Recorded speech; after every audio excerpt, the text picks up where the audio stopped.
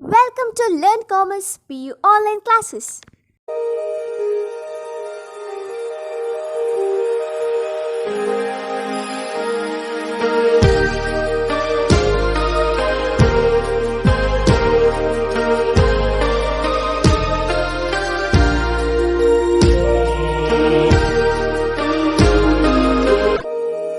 Don't forget to like our video and subscribe our YouTube channel for all the updates.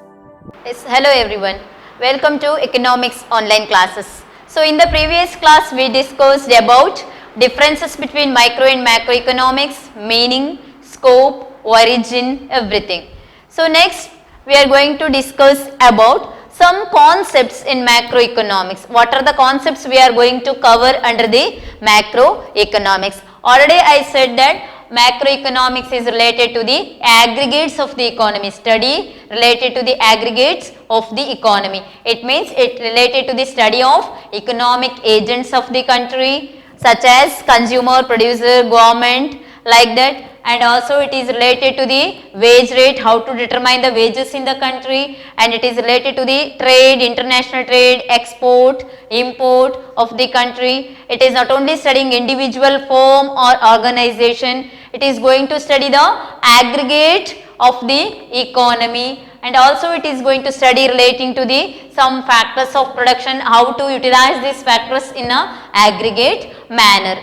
So let us discuss one by one. First concept we are going to study or discuss is about economic agents. Already I said economic agents are those who may be consumers, they may be producers. Economic agents may be the government or banks or corporations.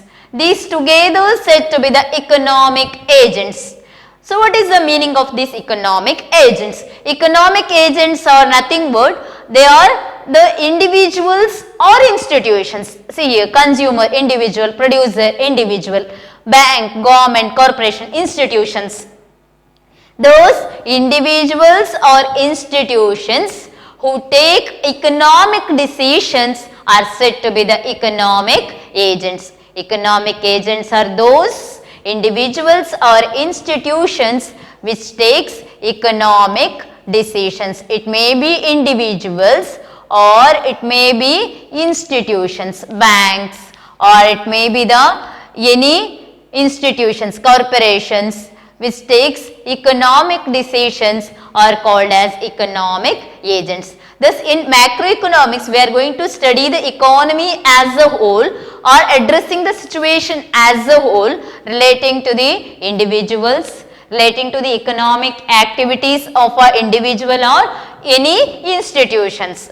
Economic activity means you know that in the first view only you studied economic activities are those activities which give us income or money related activities. It may be the business or it may be the any self-employment which gives you the income. Any people who engaged in earning money or income are said to be the economic agents. Those people engaged in economic activities are said to be the economic agents. They may be the seller, producer, consumer, or they may be the this government entrepreneur, they may be the bankers, they may be the corporations. They are together called as economic agents.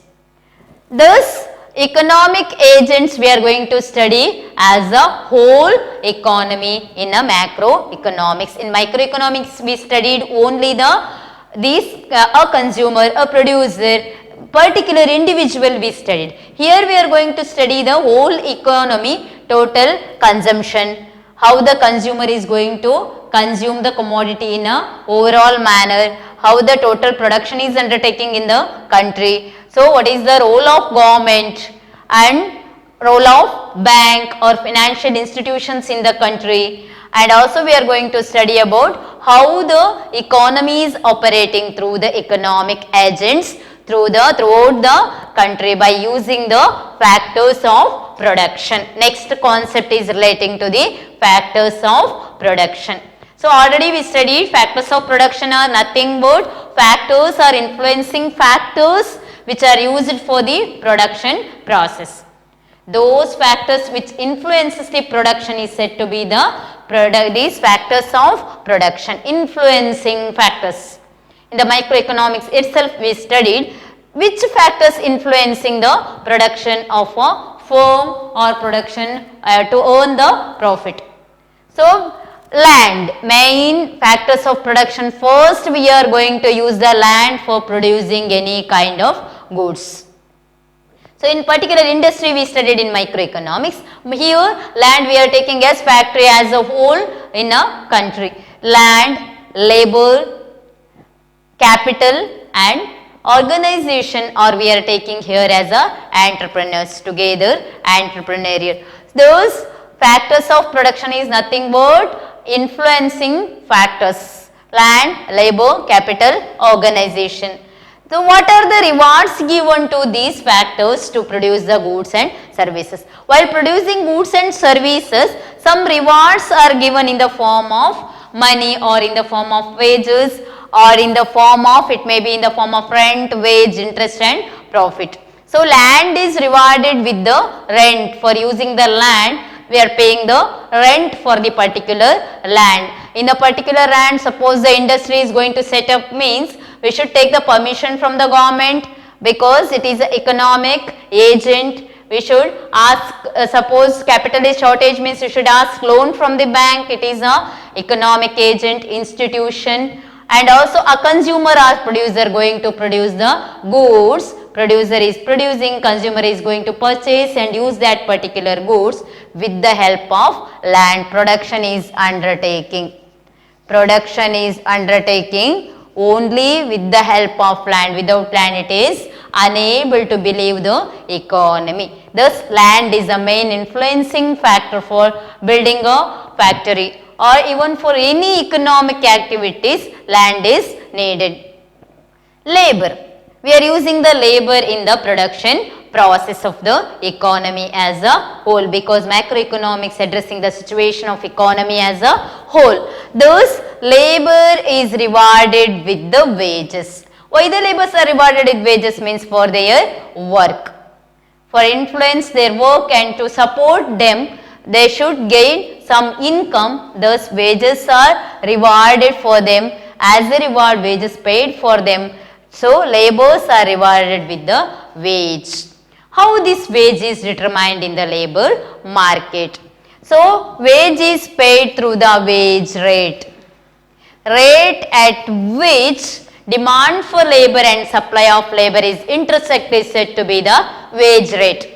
It means 50 rupees per one labor means how much laborers they are going to opt for the particular industry, and total amount of labor used in the whole country is said to be the macroeconomic variables. Next is capital is one kind of factors used in the process of production.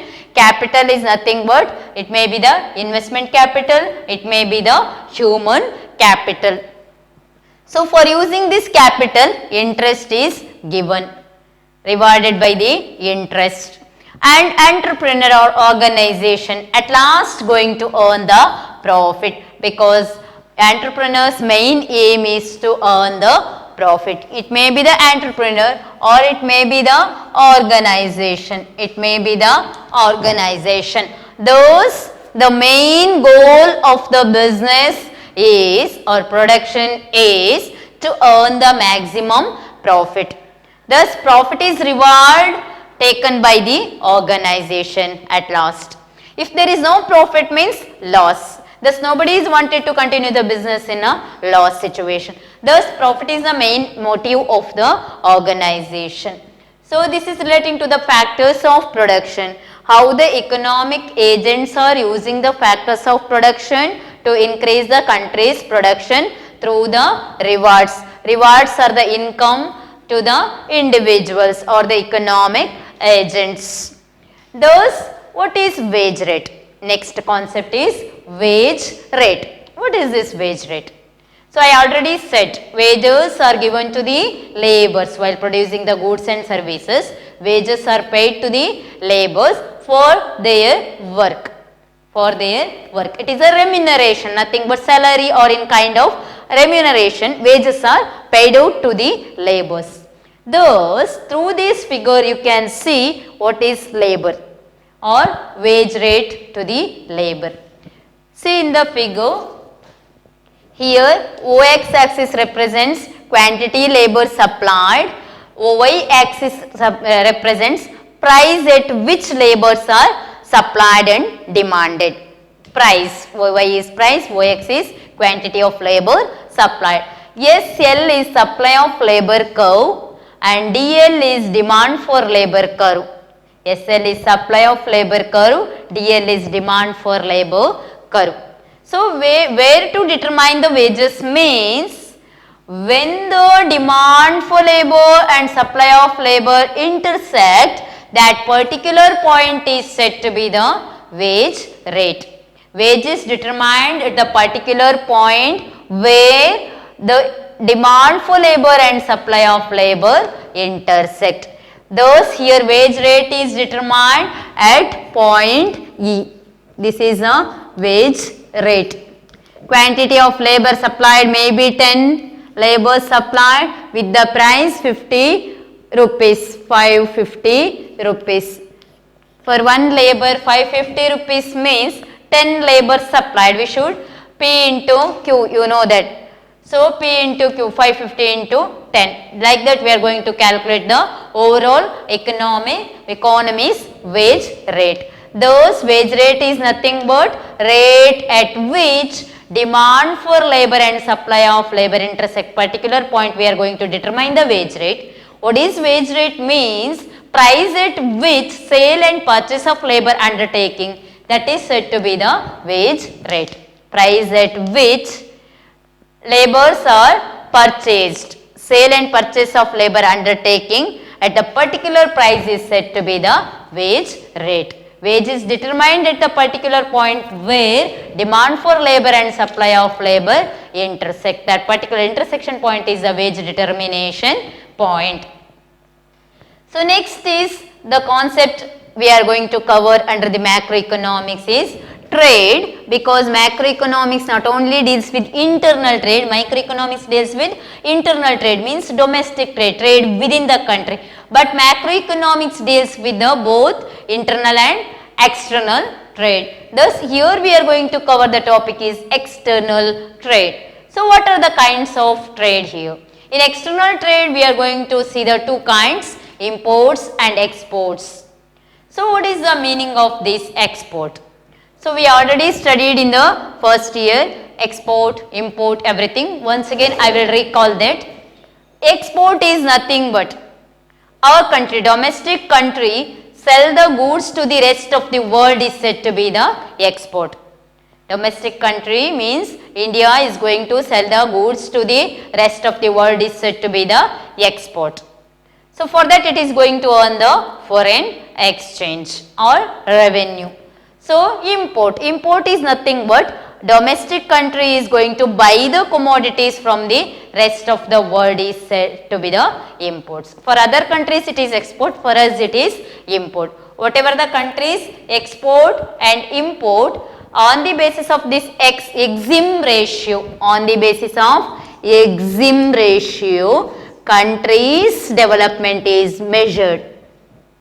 While calculating national income, we are not including the these imports, only the exported items we are going to include. Next class we are going to study in the second chapter. So, on the basis of EXIM ratio is nothing but export and import ratio, country's development we can measure, or we can measure the budget of the country, whether the surplus budget or deficit budget. Suppose the export is greater than import, is said to be the surplus budget as we studied.